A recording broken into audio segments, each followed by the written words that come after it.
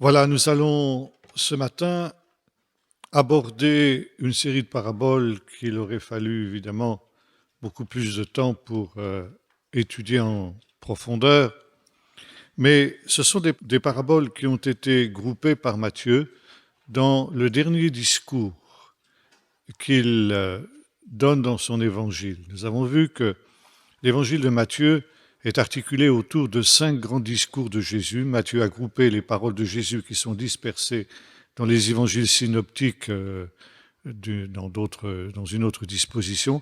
Il les a regroupées en 5 grands discours. Et le dernier discours, c'est le discours de Jésus sur la fin des temps. Discours qu'il a donné sur le mont des Oliviers lors de la dernière semaine qu'il a passée à Jérusalem. Ce discours, nous en avons 3 versions dans les 3 synoptiques qui reprennent aussi ce discours parce qu'il est essentiel, évidemment. Mais alors que les autres évangiles se bornent à apporter ce qui est l'enseignement de Jésus sur les circonstances de son retour, Matthieu ajoute un certain nombre de paraboles à ce discours et le but de toutes ces paraboles, elles ont un point commun. C'est une exhortation à la vigilance.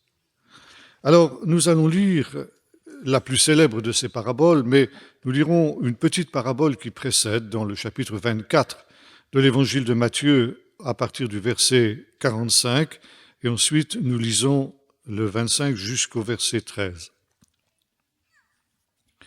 Quel est donc le serviteur fidèle et prudent que son maître a établi sur ses gens pour leur donner la nourriture au temps convenable? Heureux ce serviteur que son maître à son arrivée trouvera occupé de la sorte. En vérité, je vous le dis, il établira sur tout ce qu'il possède. Mais si c'est un mauvais serviteur qui se dit en lui-même « Mon maître tarde à venir », s'il commence à battre ses compagnons, s'il mange et boit avec les ivrognes, le maître de ce serviteur viendra le jour où il ne s'y attend pas, à l'heure qu'il ne connaît pas. Il le mettra en pièces et lui fera partager le sort des hypocrites. C'est là qu'il y aura des pleurs et des grincements de dents. Alors le royaume des cieux sera semblable à 10 vierges qui prirent leurs lampes pour aller à la rencontre de l'époux. 5 d'entre elles étaient folles et 5 sages. Les folles, en prenant leurs lampes, ne prirent pas d'huile avec elles, mais les sages prirent avec leurs lampes de l'huile dans des vases. Comme l'époux tardait, elles s'assoupirent et s'endormirent. Toutes. Au milieu de la nuit, il y eut un cri. Voici l'épouse sortait à sa rencontre. Alors toutes ces vierges se levèrent et préparèrent leurs lampes. Les folles dirent aux sages, donnez-nous de votre huile, car nos lampes s'éteignent. Les sages vont dire, non, il n'y en aurait pas assez pour vous et pour nous.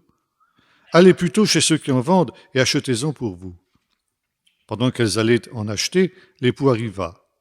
Celles qui étaient prêtes entrèrent avec lui au festin des noces et la porte fut fermée. Plus tard, les autres vierges arrivèrent aussi et dirent, Seigneur, Seigneur, ouvre-nous.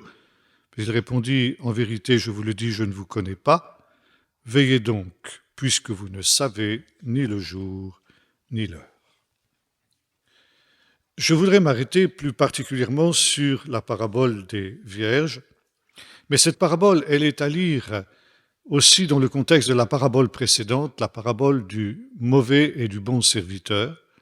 Il nous aurait fallu aussi lire les 2 paraboles suivantes, la parabole des talents et la parabole des brebis et des boucs. Elles ont le même thème et elles se recoupent les unes les autres et nous sommes amenés à y faire un certain nombre d'allusions. La parabole des vierges est une parabole qui tourne autour de 2 thèmes que nous avons déjà évoqués, le thème du festin dernier, du festin eschatologique, et le thème du mariage. Ce sont 2 thèmes qui sont très importants et qu'on retrouve aussi dans les paraboles des sages en relation avec la venue du royaume, ça veut dire avec la venue du Messie. Et ce thème, il est directement lié à des 5 petits rouleaux que l'on trouve dans l'Écriture. 5 rouleaux, on appelle les 5 rouleaux Megillot, on dit en hébreu, le Cantique des Cantiques, le livre de Ruth, le livre d'Esther, le livre de l'Ecclésiaste et le livre des Lamentations de Jérémie. Et ces 5 petits rouleaux sont lus à l'occasion de 5 fêtes. La première de ces fêtes, c'est la fête de Pâques. Pâques, nous l'avons déjà vu, est une fête messianique par excellence, et jusqu'à ce jour dans le judaïsme, on croit que le Messie sera manifesté à l'époque de Pâques, ce qui fut le cas d'ailleurs, puisque c'est à Pâques que Jésus a accompli son sacrifice. Et à l'occasion de la fête de Pâques, on lit le Cantique des Cantiques, pour 2 raisons. La première, parce que Pâques, c'est le commencement du printemps. Et le livre du Cantique des Cantiques décrit le très court printemps israélien, avec beaucoup de détails. La deuxième raison, c'est parce que on considère que la venue du Messie sera semblable à un mariage. Et le Cantique des Cantiques a été interprété déjà un peu avant l'époque de Jésus comme une parabole des épousailles du Messie, l'époux, et de l'épouse, c'est-à-dire Israël. Ce thème du mariage, nous l'avons déjà rencontré. Nous avons déjà vu que les rabbins considèrent que lors de la théophanie du Sinaï, Dieu a épousé Israël. Il y a eu l'alliance. Alliance, c'est aussi un mariage. Et par conséquent, il y a eu engagement réciproque.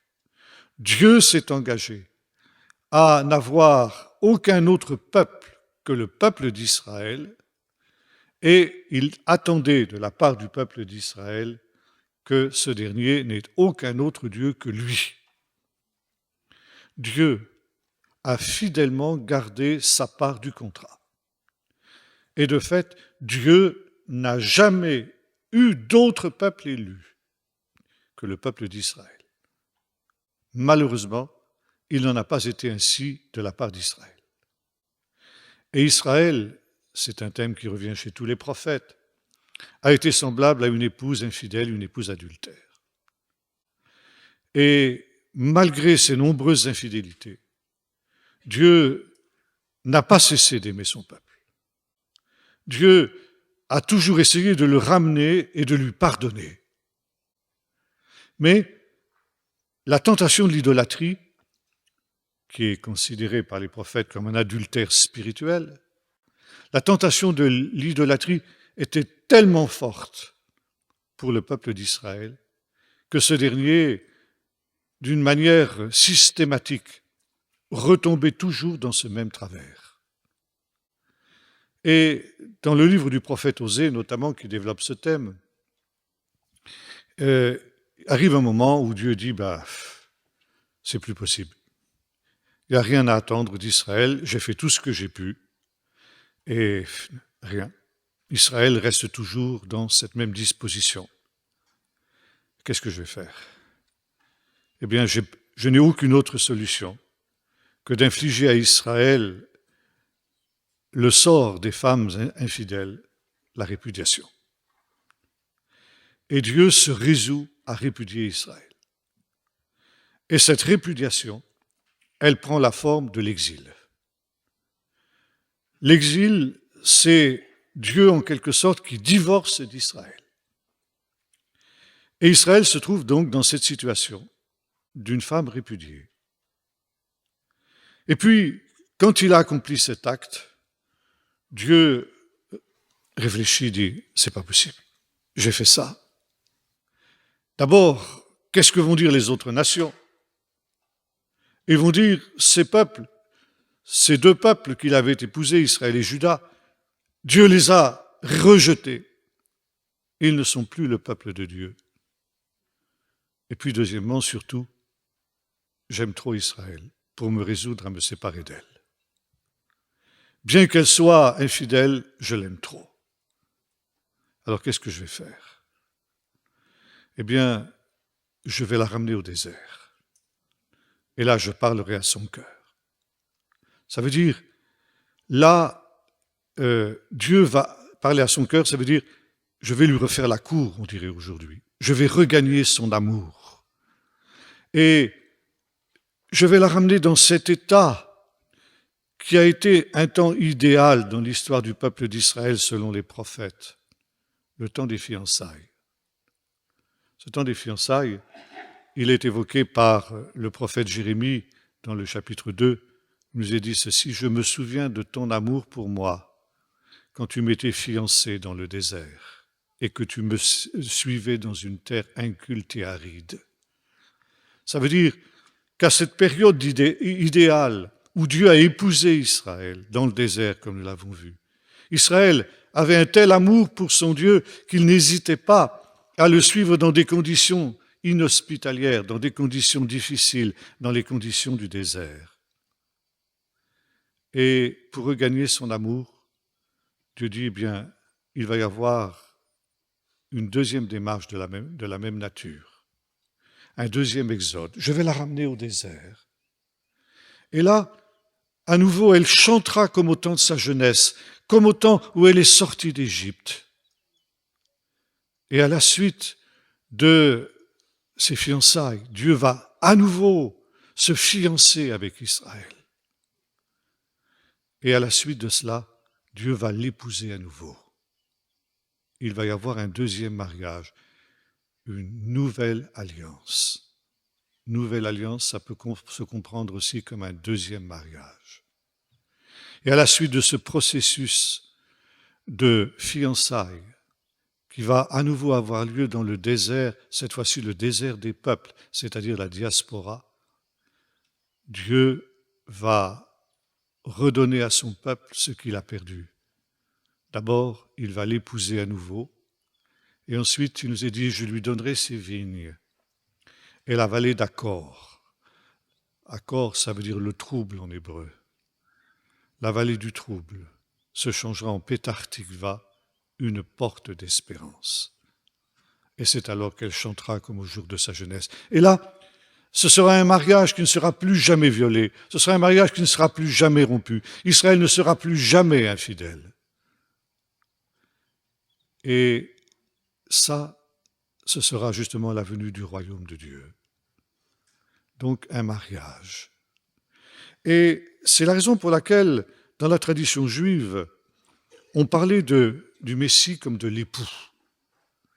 Quand on parlait de l'époux, tout le monde comprenait que c'était du Messie qu'il s'agissait. Vous vous souvenez de cette délégation qui avait été envoyée par les pharisiens à Jean-Baptiste pour lui demander s'il était le Messie. Il dit « Non, je ne suis rien d'autre que l'ami de l'époux. Celui à qui appartient l'épouse, c'est l'époux. Mais l'ami de l'époux éprouve une très grande joie à cause de la voix de l'époux. Et cette joie, c'est la mienne, et elle est parfaite. » Il n'y avait pas besoin de détailler. L'époux, tout le monde comprenait de quoi il s'agissait. J'ai évoqué aussi cette parole de Jésus lorsque des disciples de Jean viennent lui reprocher de faire bombance alors que Jean-Baptiste jeûne. Et Jésus dira, les amis de l'époux peuvent-ils jeûner alors que l'époux est avec eux? Là aussi, pour tous les auditeurs de Jésus, c'est parfaitement compréhensible. C'est une allusion au Cantique des Cantiques. Et notre parabole des Vierges est directement en relation avec le Cantique des Cantiques. Deuxième point, un repas. Le royaume des cieux est considéré comme un repas de noces, un repas de fête. Nous avons déjà rencontré cela aussi dans le chapitre 6 de l'évangile de Matthieu. Il en viendra de l'est, de l'ouest, du nord et du sud. Ils se mettront à table avec Abraham et tous les prophètes dans le royaume de Dieu. Nous avons vu aussi le pauvre Lazare qui a part au banquet eschatologique, lui qui n'a pas eu part au banquet de ce monde. Donc ce thème du repas est un thème récurrent dans les paraboles. Pourquoi le royaume des cieux est-il considéré comme un repas de fête? Parce que le repas, c'est quelque chose de très important dans la Bible. Il y a toute une théologie du repas dans la Bible. Je ne peux pas entrer dans les détails ce matin, mais manger avec quelqu'un dans la Bible, c'est quelque chose de très important. Manger avec quelqu'un, c'est témoigner une communion totale avec cette personne. Ça veut dire un plein accord. Et nous avons gardé un peu cette idée dans un mot qui est très prisé des jeunes notamment, le mot copain. Qu'est-ce que c'est que des copains? Étymologiquement, ce sont des gens qui mangent le même pain. Et par conséquent, ils sont en plein accord, ils sont en pleine communion.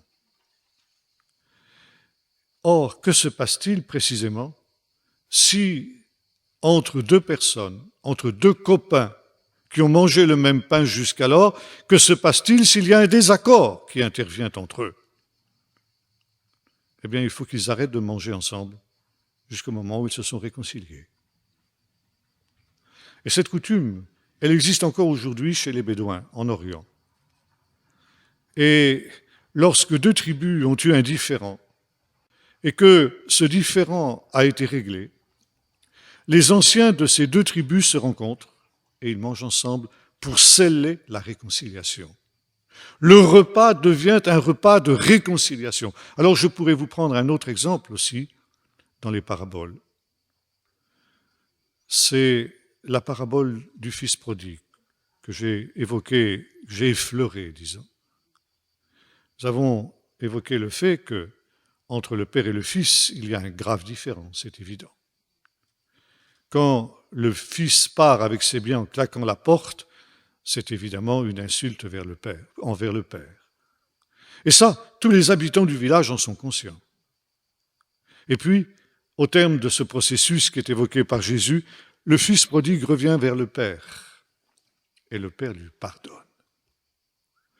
Et ce pardon, cette réconciliation entre le père et le fils, va être scellée comment?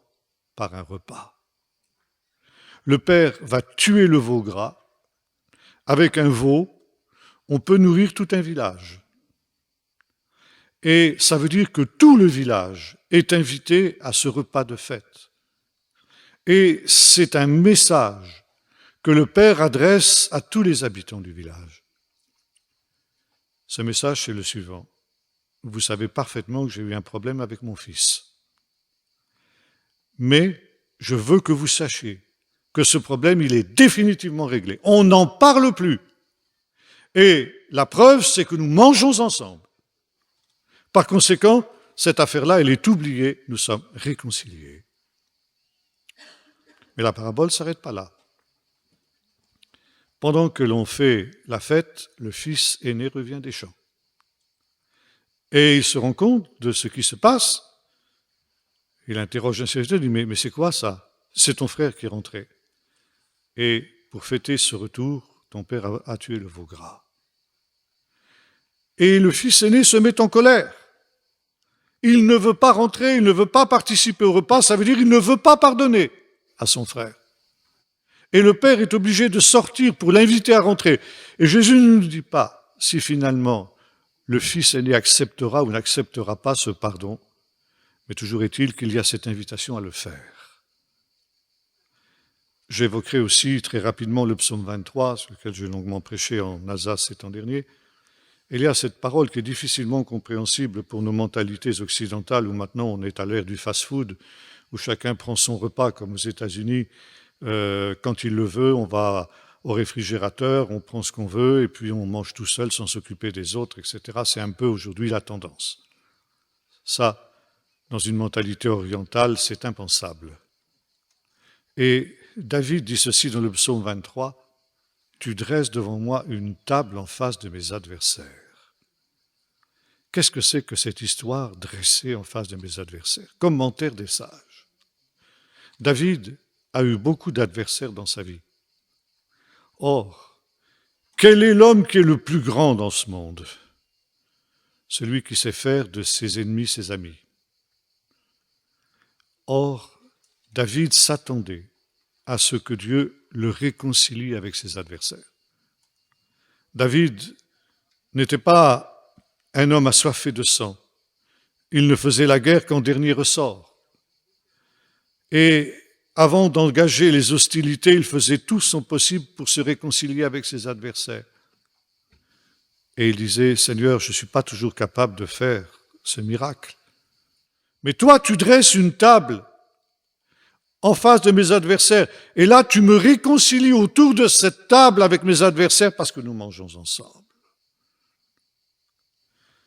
Et voilà, maintenant nous arrivons à cette idée, pourquoi le royaume des cieux est-il comparé à un repas?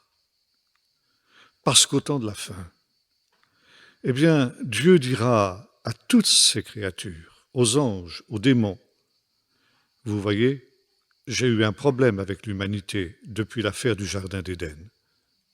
Nous avons été en conflit, nous avons été opposés, nous avons été ennemis même, dira l'apôtre Paul dans l'Épître aux Romains.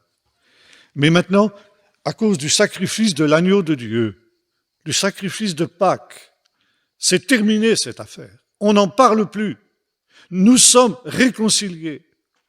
Il a fait la paix par le sang de la croix. Et par conséquent, tout ce contentieux est effacé. Et je ne veux plus en entendre parler. C'est pourquoi l'état éternel est considéré comme un repas. Repas de noces, nous l'avons aussi évoqué, parce que la noce, c'est la joie. Et la venue du royaume, ce sera aussi la joie.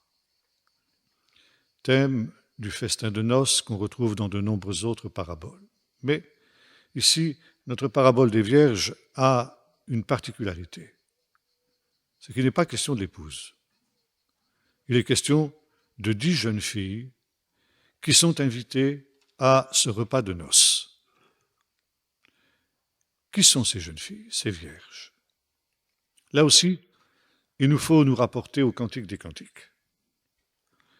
Et dans le Cantique des Cantiques, il y a souvent des allusions qui sont faites à un ensemble de, disons, suivantes, demoiselles d'honneur, comme vous voudrez, de l'épouse, les filles de Jérusalem. Et l'auteur du Cantique s'adresse souvent à ces dernières en disant « Je vous en conjure, filles de Jérusalem, par les biches des champs, etc., ne réveillez pas l'amour avant qu'elle le veuille. » Et ces 10 jeunes filles, ces 10 vierges, ne sont rien d'autre que ce cœur des filles de Jérusalem. Nous sommes en plein dans un midrash, ça veut dire une explication, application du Cantique des Cantiques, dans cette parabole des 10 vierges. Autre problème, pourquoi y a-t-il 10 vierges? Pas 11, pas 9, pas 8, etc. Pourquoi 10? Eh bien là, à cause d'un thème que nous avons déjà rencontré dans les paraboles, le thème de la sagesse et de la folie. Et il nous est précisé dans cette parabole par Jésus que 5 de ces vierges sont sages et 5 sont folles. Et là, nous retrouvons la même chose dans la parabole précédente, le méchant et le bon serviteur. Quel est donc le serviteur prudent et avisé, pikéar, on dit en hébreu. Et par contre, à côté de ce serviteur prudent et avisé, nous avons un serviteur insensé et méchant qui n'a pas pris en compte le fait que son maître peut venir à tout moment. Et comme le maître tarde, et là nous retrouvons le thème que nous avons rencontré hier avec l'histoire du juge inique, l'idée du retard de la venue du royaume de Dieu, qui sera la plus grande épreuve pour les disciples de Jésus. C'était l'épreuve pour la pauvre veuve, et c'est l'épreuve aussi pour ses 2 serviteurs. Et en face de ce retard du maître, ces 2 serviteurs réagissent d'une manière totalement opposée. Le premier se dit, le maître tarde, mais il va revenir. Et je ne sais pas quand. Il ne faut pas que, s'il me surprend par son retour, cela tourne à ma honte et ma confusion. Et c'est une parole de sagesse. Il va se comporter sagement et il va veiller attentivement aux intérêts de son maître. Et de fait, quand son maître arrive, eh bien, le maître le félicite. Par contre, le serviteur insensé, il va réagir tout à fait à l'opposé. Puisque le maître tarde, je serais bien bête de ne pas en profiter. Alors, je vais manger, boire, faire la vie, comme on dirait aujourd'hui. Et le maître arrive au moment où il ne s'y attend pas, et il le trouve dans une situation qui tourne à sa confusion et à sa honte, contrairement à l'autre serviteur. Sagesse et folie. Et c'est le même thème qui est développé dans la parabole des vierges. 5 sont prudentes, avisées, sages. Et elles prévoient ce retard en disant, mais s'il arrivait que l'époux tarde, vaut mieux prendre quelques précautions. Et il vaut mieux avoir une petite provision d'huile avec soi parce qu'on ne sait jamais. Les folles ont agi, elles, à la légère. Elles n'ont pas imaginé un instant que le maître pouvait tarder, que l'époux pouvait tarder aussi longtemps. Alors elles n'ont pas pris ces précautions élémentaires. Elles sont folles. Et voyez-vous, ces jeunes filles, ce sont des femmes, et nous avons retrouvé le même thème dans le livre des Proverbes. Nous avons vu que le livre des Proverbes, le livre des paraboles, c'est son nom en hébreu, tourne autour de cette opposition entre sagesse et folie. Et ces deux principes, sagesse et folie, sont incarnés dans le livre des Proverbes par deux femmes. La sagesse est incarnée par la femme vertueuse du chapitre 31, qui elle prévoit ce qui se passera l'année prochaine, etc. Elle est sage dans son comportement. La folie est représentée par l'étrangère, la prostituée, la femme infidèle. Et nous retrouvons aussi ce même thème dans la parabole des vierges. 10 jeunes filles, dont 5 sont sages, comme l'épouse vertueuse du chapitre 31 du livre des Proverbes, et 5 sont folles, comme l'étrangère, la prostituée de ce même livre des Proverbes. Maintenant, pourquoi 10 ? Nous revenons à la question. Et là, il nous faut lire la parabole du chapitre 25, verset 31, la fameuse parabole des brebis et des boucs. Quelqu'un m'a posé la question à ce sujet, donc j'y réponds ce matin, ça m'évitera d'y répondre ce soir. Les brebis et les boucs nous parlent de la venue du royaume en gloire. Quand le Fils de l'homme viendra au dernier jour avec tous ses anges, et nous avons vu que selon Daniel 7, le Fils de l'homme, c'est le juge eschatologique, c'est le juge des derniers jours. Jésus viendra comme le juge. Jésus a évoqué le fait qu'avant cette venue de ces royaumes en gloire, il y aurait de grands bouleversements dans le monde, de grands cataclysmes, qui seraient le commencement des jugements. Et une grande partie de l'humanité disparaîtra dans ces cataclysmes. Mais tout le monde ne disparaîtra pas. Et quand le Fils de l'homme viendra dans sa gloire, nous dit cette parabole des brebis et des boucs, toutes les nations survivantes seront rassemblées devant lui. Et il y aura le grand tri. Ce tri que nous avons déjà rencontré, par exemple, avec Jean-Baptiste, quand il disait « il nettoiera son aire, il engrangera le blé dans les greniers, il brûlera la paille dans un feu qui ne s'éteint pas ». Ce grand tri, nous l'avons rencontré aussi dans la parabole du bon grain et de l'ivraie. Nous l'avons rencontré dans la parabole du filet, la séparation entre les poissons cachers et les poissons non cachers. Et là, cette séparation entre le bon grain et l'ivraie, entre poissons cachers et non cachers, prend une autre image dans cette parabole des brebis et des boucs, justement les brebis et les boucs. Alors ça, c'est tiré d'une scène à laquelle on peut encore assister de nos jours dans le désert de Juda. Dans les périodes de sécheresse, quand la végétation se fait rare, un berger responsable va avoir soin de l'écologie du désert. Et Tous ceux qui connaissent un petit peu l'élevage du petit bétail savent qu'il y a une grande différence entre les brebis et les chèvres. La brebis est un animal qui se contente de brouter ce qui est superficiel et il laisse les racines en terre. De telle manière que quand une région a été pâturée, eh bien, si ce sont des brebis qui ont été à l'origine de ce pâturage, les plantes vont repousser. La chèvre, au contraire, elle mange tout, y compris les racines. Et elle laisse le désert derrière elle.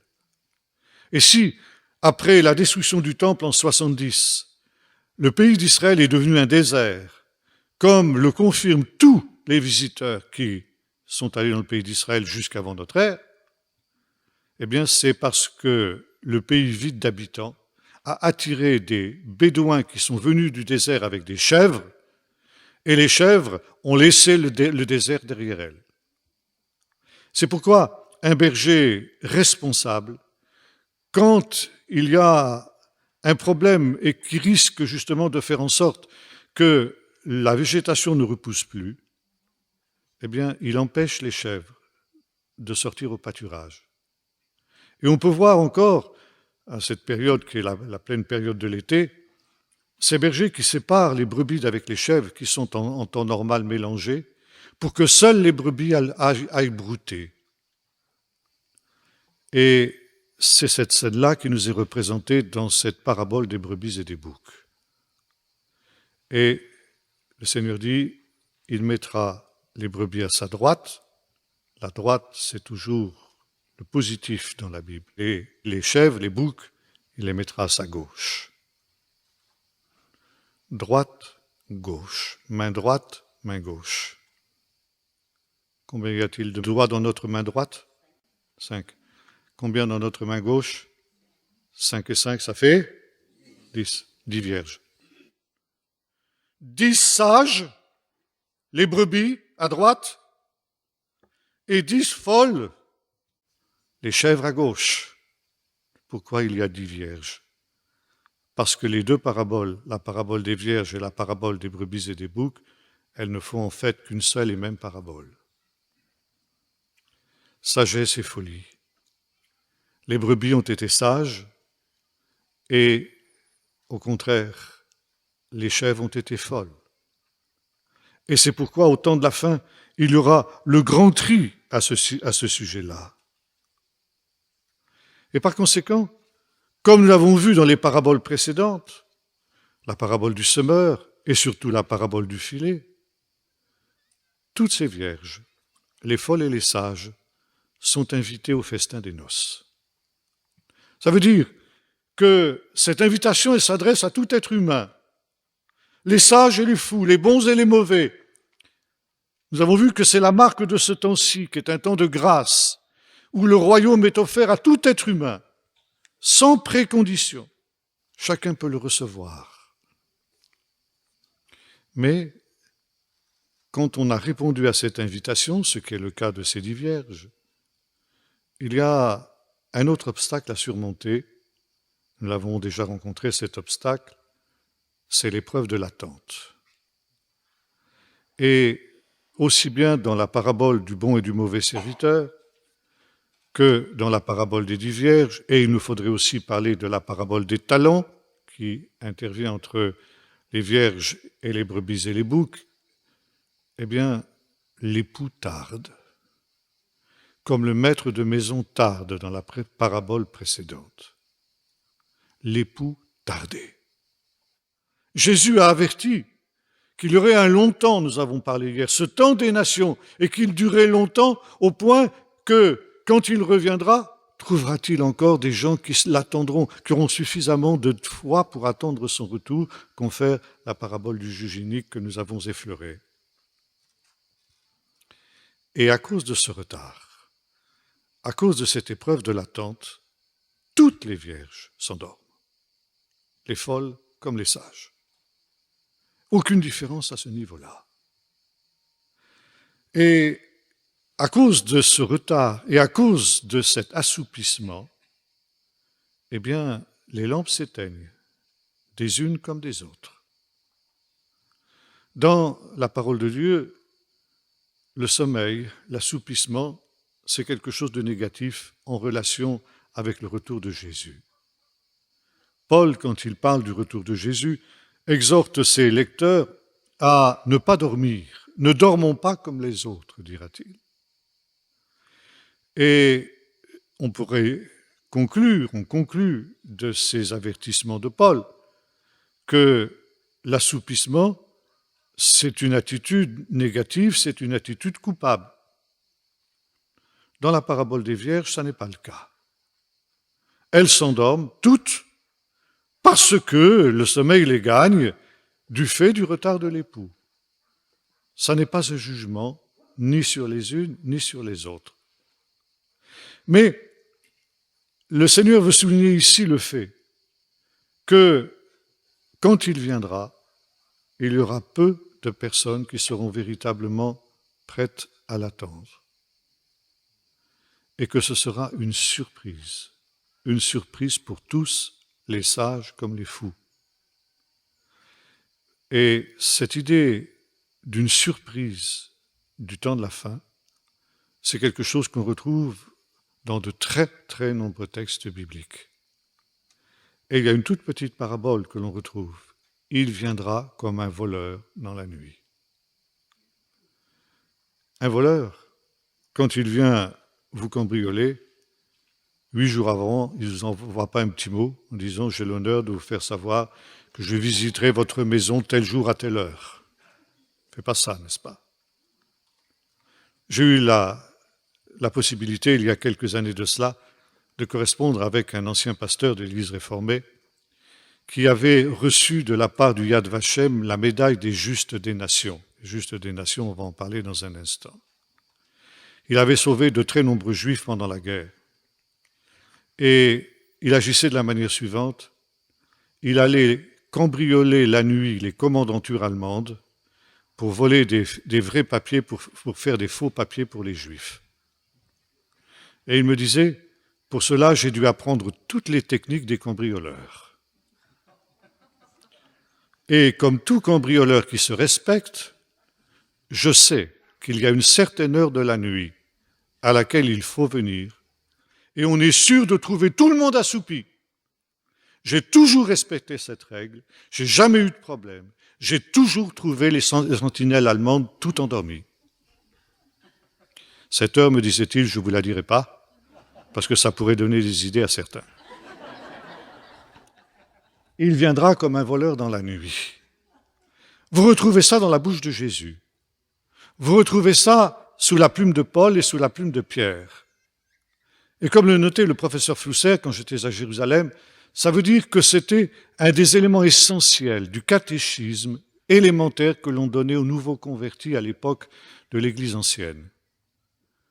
On les avertissait que le Seigneur viendrait comme un voleur dans la nuit, c'est ce qui veut dire que tout le monde sera surpris. Il viendra au moment où personne ne s'y attendra. Et c'est pourquoi ceux qui aujourd'hui nous annoncent le retour de Jésus pour le 15 septembre de cette année sont des faux docteurs et des faux prophètes. Parce que personne ne peut connaître ni le jour ni l'heure. Il viendra comme un voleur dans la nuit. Et c'est ce qui se passe pour nos 10 vierges ici. Comme les poutardées, elles s'endorment toutes, comme ces sentinelles dont je parlais tout à l'heure, et au milieu de la nuit, au moment où plus personne ne s'y attend, le cri retentit, voici l'époux, allez à sa rencontre. Et ces 10 vierges qui s'étaient toutes endormies se réveillent toutes. Et c'est là qu'intervient le grand tri, la grande différence. Les unes sont prêtes parce qu'elles ont de l'huile de réserve, et les autres ne le sont pas. Et ces vierges folles, insensées, s'adressent aux sages en disant « Donnez-nous un peu de votre huile parce que nos lampes s'éteignent. » Et les sages disent « Non, c'est pas possible, il n'y en aurait pas assez pour nous et pour vous. Voyez-vous, les choses seront tellement dures dans les temps de la fin que chacun se sauvera soi-même. » C'est personnel, c'est une relation personnelle. Et celles qui sont prêtes, ça veut dire celles qui ont de l'huile, entrent dans la salle du festin. Les autres commencent à s'affoler, à s'agiter, elles vont à droite, à gauche, elles essaient de trouver de l'huile, elles finissent par en trouver. Mais quand elles arrivent, il est trop tard, la porte est fermée. Ce thème de la porte fermée, vous le retrouvez aussi dans de très nombreuses paraboles des sages. Il y a un temps de grâce, et là aussi, je réponds à une autre question qui m'a été posée, ça m'évitera de le faire ce soir. Je dis, mais la grâce de Dieu, elle est éternelle. Par conséquent, Dieu peut-il fermer la porte?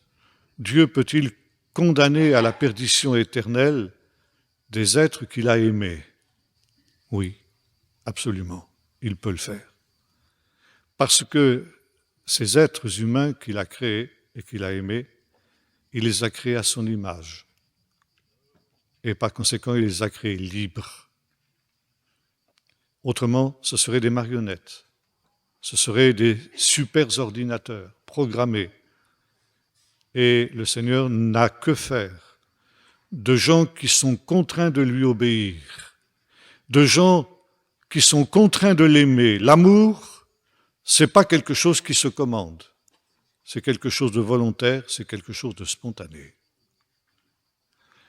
Et comme nous avons eu l'occasion de le dire, il y a un temps très particulier qui est le nôtre, où tous les choix sont possibles dans tous les sens, où nous avons la possibilité d'exercer cette liberté que le Seigneur nous a donnée, qui est un cadeau, mais qui est un cadeau redoutable. Parce que liberté implique responsabilité. Nous pouvons choisir ce que nous voulons. Nous pouvons choisir de servir Dieu, de ne pas le servir. Nous pouvons choisir d'adopter l'attitude du bon serviteur ou du méchant serviteur. C'est notre liberté. Et Dieu n'interférera pas. J'ai mis devant toi deux chemins. Le chemin de la vie, le chemin de la mort. Choisis. Je te conseille, je t'exhorte à choisir la vie, mais tu es libre. Si tu ne veux pas choisir la vie, tu ne choisis pas la vie, c'est ton problème. Mais je t'avertis. Je t'avertis que tu subiras les conséquences de tes choix. Et dans ce monde-ci, effectivement, jusqu'à la dernière minute de notre vie, ou jusqu'à la dernière minute avant que le Seigneur ne vienne, tous les choix restent possibles.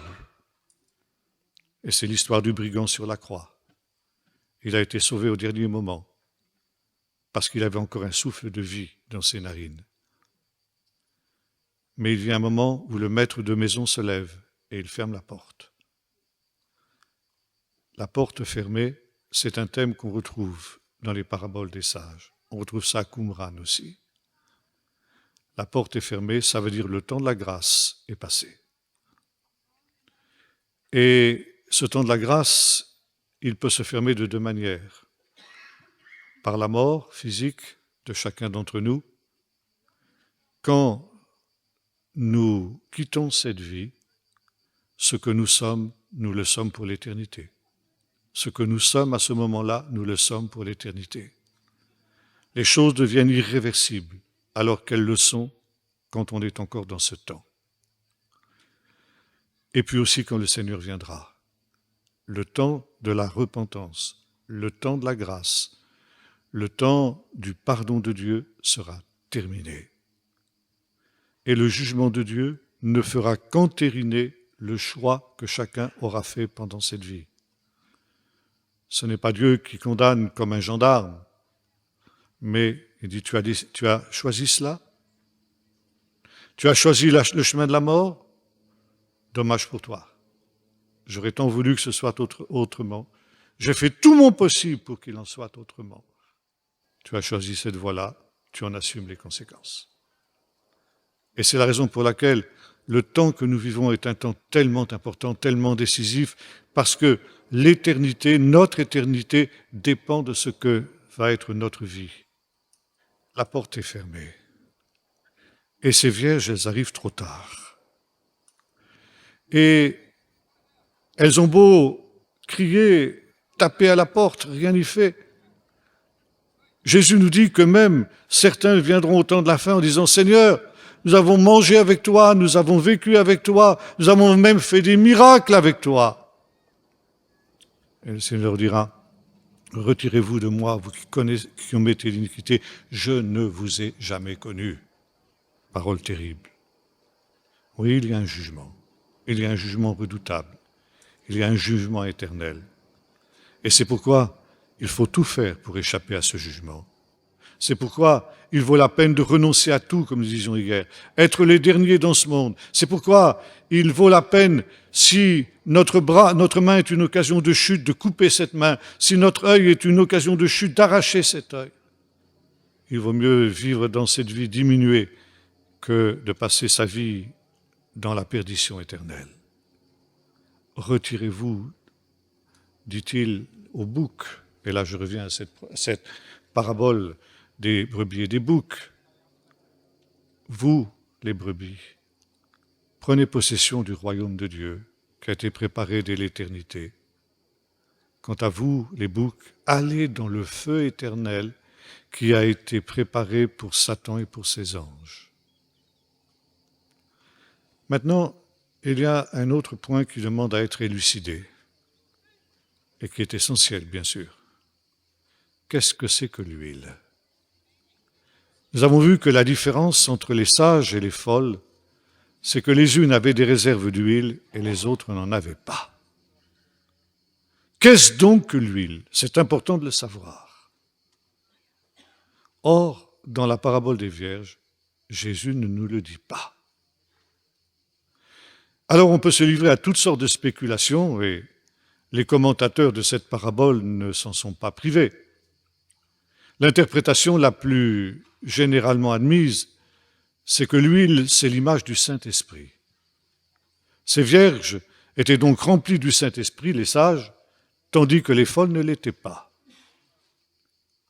Je ne suis pas sûr que cette interprétation soit juste. Il ne faut pas dire à la Bible ce qu'elle ne dit pas. Jésus ne nous dit pas ce qu'est l'huile. Alors laissons les choses en suspens. Mais par contre, les deux autres paraboles, trois autres même, là, si on ajoute à celle-là la parabole des talents, la parabole du mauvais et du bon serviteur, la parabole des talents, la parabole des brebis et des boucs nous éclairent. Nous avons vu qu'il y a un point commun entre ces paraboles. C'est que, de la même manière que les vierges sages étaient prêtes, de la même manière, le bon serviteur était prêt. Et qu'est-ce qui faisait qu'il était prêt ? Là, ça nous est dit. Il veillait sur les intérêts de son maître. Il travaillait aux intérêts de son maître. Non pas à faire parvenir le royaume de Dieu, mais à répandre ce qu'était la bonne nouvelle. Il était à l'œuvre. Il ne faisait pas passer ses intérêts avant les intérêts de son maître. La même chose pour la parabole des talents. Là aussi, il y a deux bons serviteurs et un mauvais. Là, ce n'est pas égal comme dans la parabole des vierges ou celle des brebis et des boucs. Et les deux premiers bons serviteurs, qui étaient aussi des serviteurs sages, ils ont veillé aux intérêts de leur maître en ce sens qu'ils ont fait prospérer ce qui leur avait été remis et qui appartenait au maître. Le mauvais serviteur a été fou en ce qu'il est allé enterrer son talent, son unique talent. Alors ça nous aide à comprendre un petit peu ce qu'est l'huile. Veiller aux intérêts du maître. Maintenant, il y a la parabole des brebis et des boucs qui est aussi très intéressante à ce sujet et qu'il faut manier pourtant avec beaucoup de précaution parce qu'on a tiré de cette parabole des conclusions qui vont beaucoup trop loin, à savoir que exercer des œuvres de miséricorde vis-à-vis des plus démunis suffit à vous assurer le salut même si on n'a pas la foi en Jésus. Ça, c'est faux. La parabole des brebis et des boucs concerne le jugement au dernier jour. Et ce jugement au dernier jour, il est basé non pas sur la théologie de la croix, c'est-à-dire sur le fait que l'on ait reçu ou non le salut qui est en Jésus par le sang de la croix, mais sur ce qui peut nous paraître comme un salut par les œuvres. En fait, ici, il s'agit des nations qui ont échappé au désastre qui ont marqué la venue de Jésus et que Jésus a prophétisé dans les versets précédents. Ce sont des gens qui n'ont pas forcément entendu parler de l'Évangile. Ce sont des gens qui n'ont pas eu l'occasion peut-être de se tourner vers le Seigneur, mais qui ont fait spontanément ce que finalement l'Évangile demande. J'ai eu faim, vous m'avez donné à manger, j'ai eu soif, vous m'avez donné à boire, etc. On appelle ça en hébreu Gboulei Chassadim, les actes de justice. Et ceux qui pratiquent ces choses, on les appelle Chassidei Umot Haolam, c'est-à-dire les justes des nations. Qu'est-ce qu'un chassid des nations selon la tradition juive? Vous trouvez ça par exemple au Yad Vashem, l'institut qui commémore le souvenir de la Shoah. Et là, il y a dans cet institut un endroit particulier qu'on appelle l'allée des justes des nations, où un non-juif qui, pendant la Deuxième Guerre mondiale, au péril de sa vie, a sauvé ne serait-ce qu'un seul juif, est considéré comme un juste des nations. Il est invité aux frais du gouvernement israélien à une visite en Israël, où il a la possibilité de planter un arbre dans cette allée des justes qui porte une plaque avec son nom, et il reçoit une médaille, la médaille des justes. Et un juste des nations, c'est effectivement quelqu'un qui, gratuitement, sans aucune arrière-pensée, notamment une pensée prosélyte, a, au péril de sa vie, sauvé un juif. Et la tradition juive, qui remonte bien avant la Deuxième Guerre mondiale, nous dit qu'un non-juif qui s'est comporté de cette manière-là est plus saint, est aussi saint que le grand prêtre le jour du Kippour. Et Jésus nous dit ceci: chaque fois que vous avez fait cela au plus petit de mes frères. Qui sont les frères de Jésus? Question à 1 000 €. C'est clair.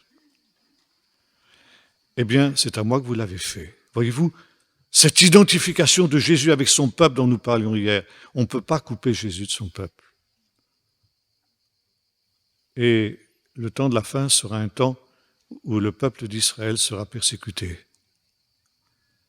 Et s'il y a parmi ceux qui ne connaissent pas véritablement l'Évangile, parce que nous voyons dans la parabole des brebis et des boucs qui ne la connaissent pas, « Quand, Seigneur, t'avons-nous vu avoir faim et t'avons-nous donné à manger ?» S'ils étaient des chrétiens qui connaissaient l'Évangile, ils connaîtraient cette parabole. Ils ne poseraient pas la question. C'est donc qu'ils ne la connaissent pas. Et ils vont entrer, non pas dans la vie éternelle, c'est juste des nations, c'est brebis, mais ils vont entrer dans le royaume messianique. Ça veut dire dans le règne de 1000 ans que Jésus va inaugurer, qui sera le retour au paradis terrestre, et où, eh bien, régnera le roi Jésus, avec ceux qui seront ses élus. Maintenant, il y a une petite différence entre ces paraboles des boucs et la parabole des vierges. Les vierges, nous avons vu que c'était ces jeunes filles qui constituaient le cœur des filles de Jérusalem. Il est très intéressant de noter que dans cette parabole, il n'est pas question de l'épouse. Alors, ne cherchons pas à spéculer en disant quelle est la différence entre l'épouse et les 10 vierges. Dans certaines paraboles, il est question de l'épouse. Qui est l'épouse? En parlant du mariage d'Osée, tout à l'heure, nous avons dit que l'épouse, c'est Israël. Ah, vous allez me dire, oui, mais... Et l'Église dans tout ça, alors?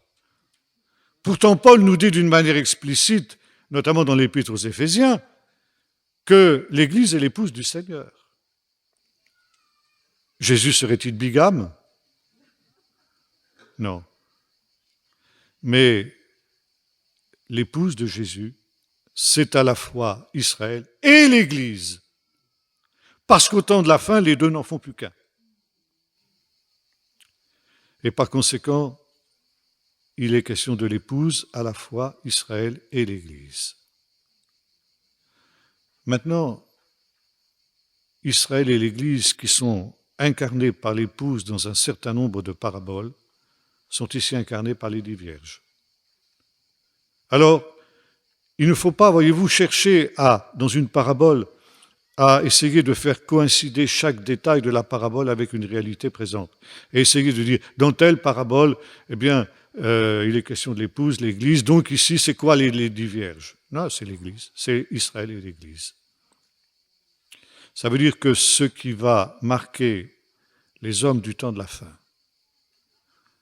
ça veut dire la sagesse et la folie qui fait que certains seront des brebis au temps de la fin et d'autres des boucs, est aussi quelque chose qui passera au cœur même de l'Église et au cœur même du peuple d'Israël. Ça veut dire qu'il y aura quelque chose de commun dans ce domaine-là.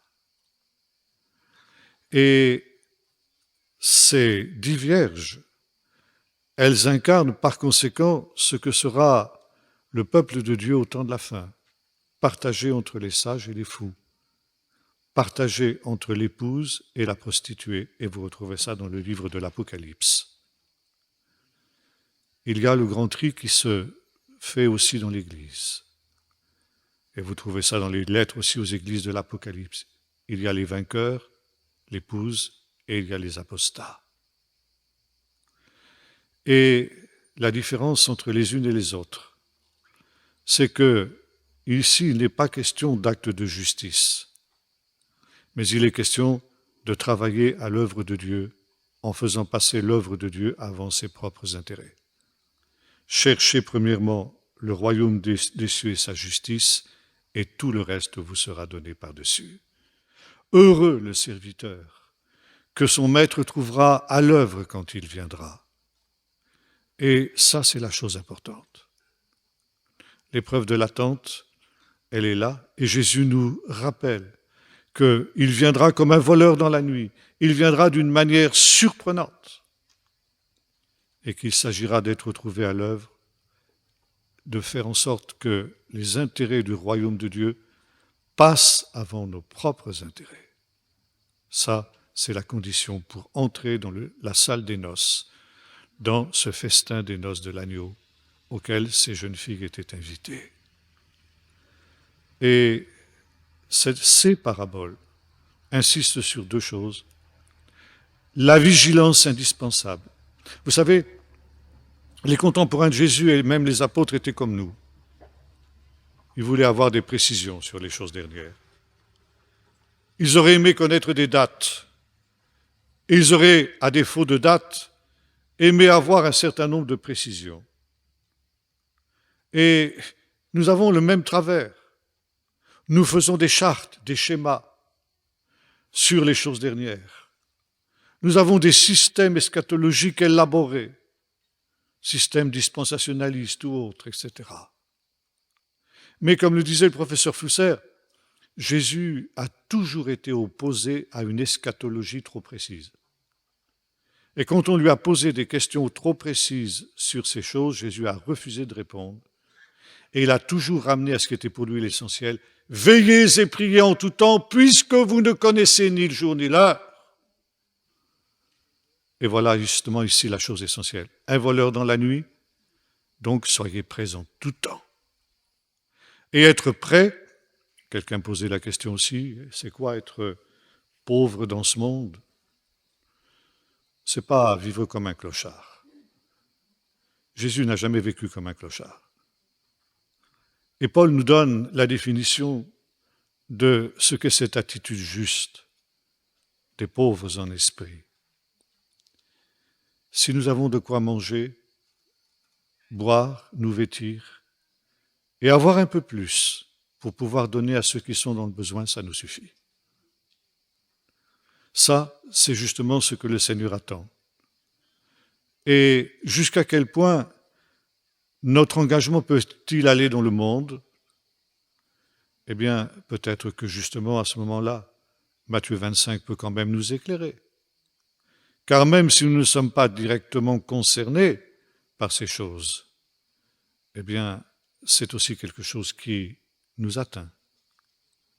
D'abord vis-à-vis du peuple d'Israël, mais on peut l'étendre aussi à tout être humain qui souffre.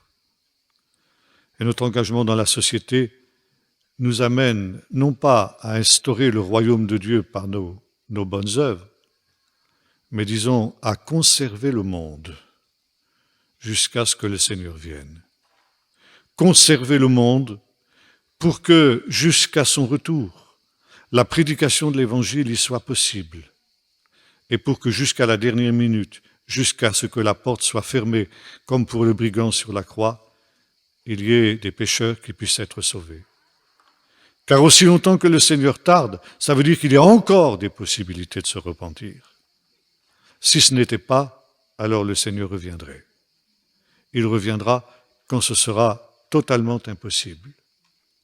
Et notre engagement dans la société humaine consiste en cela, à préserver le monde, à être le sel de la terre, ça veut dire empêcher la corruption de gagner. Elle le fera de toute manière, la corruption. Elle atteindra son paroxysme, nous en avons parlé. Mais nous pouvons la freiner, nous pouvons la retarder. Comme le sel empêche et freine une corruption qui va devenir irrémédiable au bout d'un temps, mais qui peut être freinée pour un temps. Et c'est ce qui nous est demandé dans ce temps. Vous allez me dire, c'est incompatible avec cette idée de hâter le royaume de Dieu? Non, pas du tout. Ça, c'est le paradoxe de l'Évangile. Nous avons à conserver le monde pour que le maximum puisse être sauvé, mais nous avons par notre travail, à hâter l'avènement du royaume, par notre travail et nos prières, parce que ce sera aussi la délivrance des justes, comme nous l'avons vu. Heureux le serviteur que son maître ouvrira à l'œuvre quand il viendra. Il l'établira sur tous ses biens. Et quand, dans la joie qui est la leur, les deux bons serviteurs disent « Tu m'avais donné 5 talents, je t'en rapporte 10. Tu m'avais donné 2 talents, je t'en rapporte 4. » Le maître dit « C'est bien, bon et fidèle serviteur. Tu as été fidèle en peu de choses. Nos œuvres sont toujours peu de choses aux yeux de Dieu. Mais pour Dieu, c'est important. Entre dans la joie de ton maître. Puisse le Seigneur, quand il viendra, nous adresser cette parole. Nous allons prier. Seigneur notre Dieu, tu nous avertis que ton retour sera une surprise pour tout être humain, que tu viendras au moment où personne ne s'y attendra.